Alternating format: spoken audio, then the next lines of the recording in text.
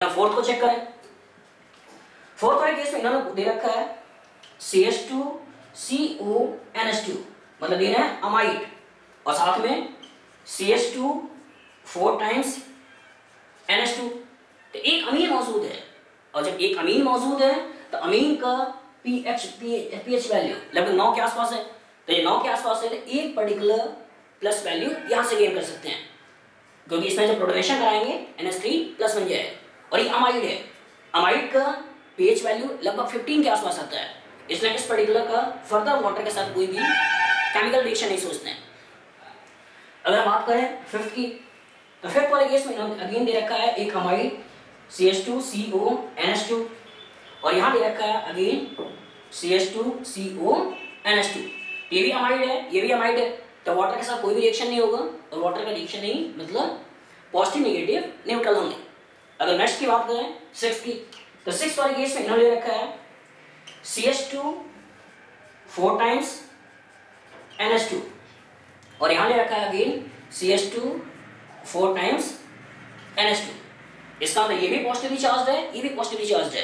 Clear? तो ये 1 2 और 3 और सिस्टम में केवल एक ही नेगेटिव है, इसका मतलब ये पर्टिकुलर भी पॉजिटिवली चार्ज स्पेसिस के रूप में एग्जिस्ट कराएगा।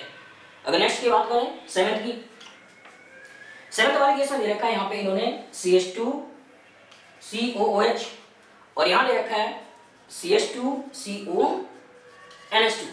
एसिड के कारण negative part amide as such मतलब इसकी एग्जिस्टेंस नहीं सोचनी है। नेक्स्ट यहाँ पे दे रहे हैं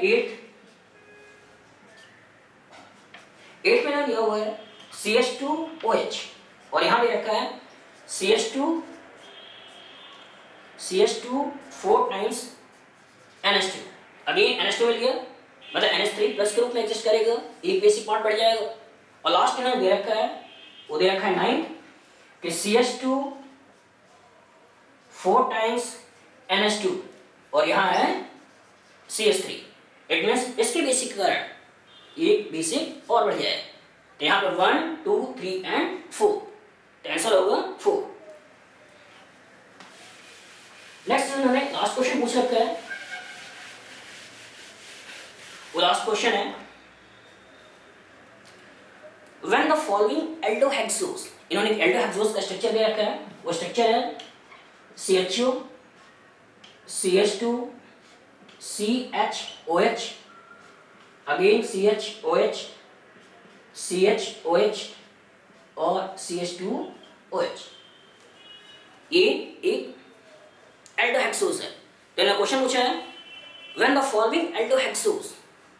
following aldohexose exist in its deconfiguration। तो deconfiguration किसको बोलोगे कि ऐसा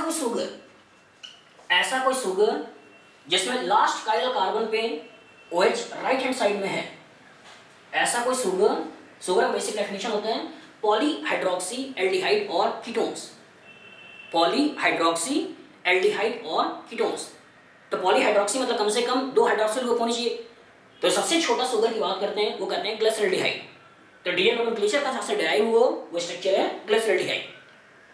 इसी ग्लिसरॉल्डिहाइड में अगर लास्ट काइरल कार्बन पे OH राइट में है इसको बोलते हैं डीग्लिसरॉल्डिहाइड और इसी में अगर लास्ट काइरल कार्बन पे OH राइट हैंड साइड की जगह लेफ्ट हैंड साइड पे है तो इस पर्टिकुलर कंपाउंड बोलते हैं एल ग्लिसरॉल्डिहाइड। और इसी से डायरेक्ट करते हैं सारे शुगर्स को कि डी और एल नोमेनक्लेचर मतलब लास्ट काइरल कार्बन पे OH right that means D, left that means L.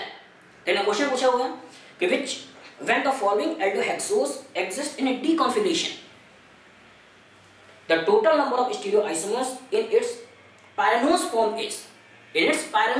is the pyranose are those sugar molecules in which 6 membered rings are present and furanose are those in which 5 membered rings are present। तो अगर 6 membered ring की formation की बात करते हैं तो यही OH इसके ऊपर अटैक कर लेगा और इसके ऊपर अटैक करने के बाद जो कंपाउंड का फॉर्मेशन करेगा वो होगा 6 membered ring। तो क्वेश्चन में लिखा है कि वो डी ग्लूकोज जो है डी फॉर्म है, तो डी फॉर्म के लिए हम जो स्ट्रक्चर सोचेंगे वो ऐसा सोचेंगे। और इसके कॉरस्पॉन्डिंग अगर हम फॉर्मेशन की बात करें तो ये पर्टिकुलर एनोमेरिक कार्बन इससे हमने इसको हम ऐसे लिखने क्योंकि स्टीरियोकेमिस्ट्री स्पेसिफाई नहीं कर रही है। एक बार OH यहाँ लगा सकते हो इस पर्टिकुलर पे CH2 है, यहाँ पे OH है, अगेन यहाँ पे OH है, और इस पर्टिकुलर कार्बन पे यहाँ पे इन्होंने ले रखा है CH2OH। दैट मींस अगर कायरलिटी की बात करें तो कायरलिटी क्रिएट होगी इस पर्टिकुलर कार्बन पे, कायरलिटी क्रिएट होगी इस पर्टिकुलर कार्बन पे, और कायरलिटी क्रिएट होगी इस पर्टिकुलर कार्बन पे। तो यहाँ पे भी जो बात करोगे, एक बार हम कह सकते हैं OH नीचे हो, H ऊपर हो, और अगर OH आपने नीचे कह दिया तो इस पर्टिकुलर फॉर्म को बोलते हैं अल्फा। और इसी पर्टिकुलर में अगर आप OH को ऊपर कर दें और H को नीचे कर दें तो इस पर्टिकुलर फॉर्म को बोलते हैं बीटा। तो इट मींस कायरलिटी यहाँ क्रिएट होगी, कायरलिटी यहाँ पे पहले से मौजूद है, और total number of chiral carbon यहाँ पे 3। तो अगर टोटल की बात करें तो 2 to the power 3, और जो वैल्यू हो जाएगी वो टोटल वैल्यू हो जाएगी 8। ये मैंने क्वेश्चन डिस्कस किए IT JEE 2012 पेपर 1।